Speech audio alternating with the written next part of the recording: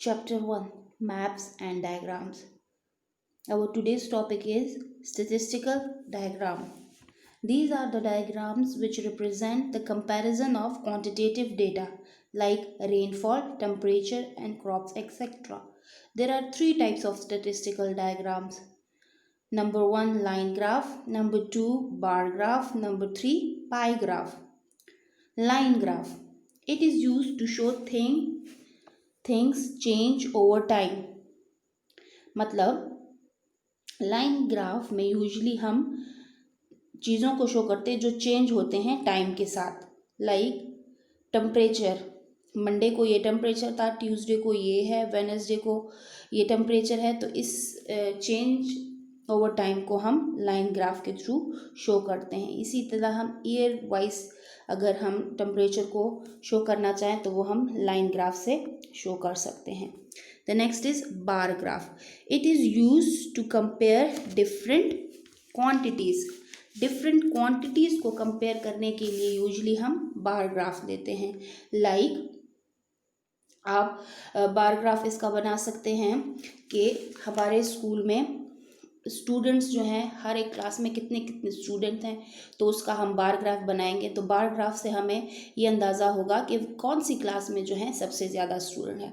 या आजकल जिस तरह कोरोना वायरस है, ठीक है, अगर हम उसका लाइन ग्राफ बनाएंगे तो हम उसको शो करेंगे कि कोरोना वायरस का हम डेटा लेंगे, ठीक है, फिर हम मार्च में कितना था, अप्रैल में कितना था, मई में कितना था, ठीक है, और जून में कितना है. तो ये जब हम शो करेंगे we will show it with the help of line graph, क्योंकि ये जो है टाइम हम उसमें शो करें. जब बार ग्राफ के ज़रिए हम कोरोना वायरस शो करेंगे तो वो इस तरह होगा कि हमने ये दिखाना है कि केपीके में कितने केसेस हैं, सिंध में कितने केसेस हैं, बलूचिस्तान में कितने केसेस हैं, फाटा में कितने केसेस हैं. तो ये जब हम ये वाला डेटा शो करेंगे तो we will show it through bar graph, क्योंकि फिर हमें कंपैरिजन इजी हो जाएगी कि केसेस कौन सी सिटी में जो है वो ज़्यादा है. The third one is pie graph. It is used to show percentage distribution of things. इसमें हम यूजली डेटा को परसेंटेज में कन्वर्ट करते हैं और फिर उसका एंगल निकाल के हम with the help of pi graph उसको शो करते हैं. पाई यूजली हम सर्कल के लिए, सर्कल, ठीक है, इसलिए इसको in the form of circle ये डेटा हम शो करते हैं, इसीलिए इसको पाई ग्राफ कहा जाता है. We studied about line graph in the last lesson. So in today's lesson we will start from bar graphs.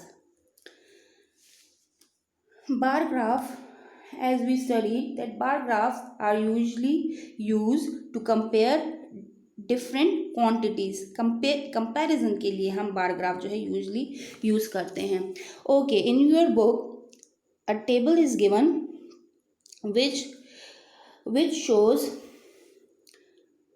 20 students, data of 20 students in class 8 from how far they come to school, and the result obtained was distance from the school, कितना distance बच्चे cover करते हैं, और number of students कितने हैं. 1 kilometre जो है वो 5 बच्चे ट्रैवल, इतना डिस्टेंस ट्रैवल करते हैं. 2 किलोमीटर जो है 2 kilometre 8 student, 3 kilometre 4 student, and more than 3 kilometre जो है वो 3 स्टूडेंट्स कवर करते हैं. Okay, and the question is that you have to show this data in a form of bar graph. Bar graph के लिए हमने क्या करना है, actually this picture is not that much clear, आप इसलिए इसके साथ बुक खोलेंगे तो आपको ज़्यादा समझ आएगी, ठीक है.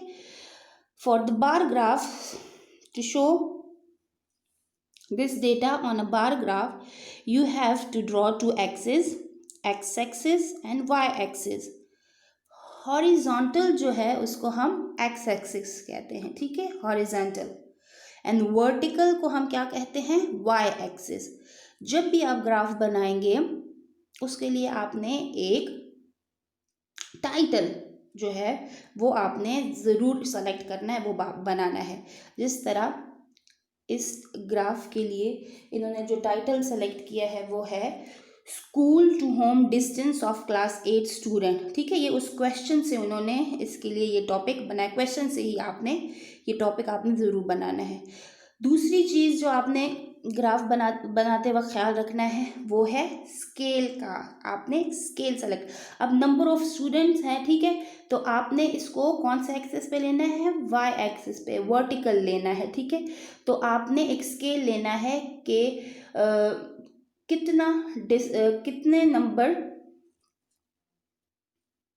ऑफ स्टूडेंट्स जो हैं वो आप कितना ले रहे हैं। ठीक है, लाइक आप अगर रूलर से मेजर कर रहे हैं, आपके पास ग्राफ पेपर नहीं है, तो फिर आप सेंटीमीटर यूज़ करें। ठीक है, रूलर पे या सेंटीमीटर में होता है मेजरमेंट या इंचेस पे, तो आपने उसमें से बताना है कि 1 सेंटीमीटर जो है वो 1, फिर 2, फिर 3, फिर 4। ठीक है, इस तरह आपने वाई एक्सिस पे वो अपना स्केल सेलेक्ट करके आपने वैल्यूज़ लिख लेने हैं, राइट। और हॉरिजॉन्टल यानी एक्स एक्सिस पे हमने वो डिस्टेंस जो है 1 kilometre, 2 kilometre, 3 kilometre and more than 3 kilometre आपने लिख लेना है। ठीक है, और फिर जो डेटा में रिक्वायर है कि 1 किलोमीटर 5 है, तो आपने अपना बार ग्राफ उतना एक्सटेंड करके बना देना है। ठीक है, अच्छा, बार ग्राफ जो हैं वो दो तरह के हैं, एक वर्टिकल बार ग्राफ, एक हॉरिजॉन्टल बार ग्राफ। यहाँ जो आप ये डायग्राम देख रहे हैं, आपके ख्याल में कौन सा डायग्राम होगा, वर्टिकल या horizontal? Yes, it is vertical, ये वर्टिकल है। ठीक है, हॉरिजॉन्टल फिर वो दूसरे, इसमें बार्स जो हैं फिर वो दूसरी डायरेक्शन में होंगे। This one is vertical bar graph. ठीक है,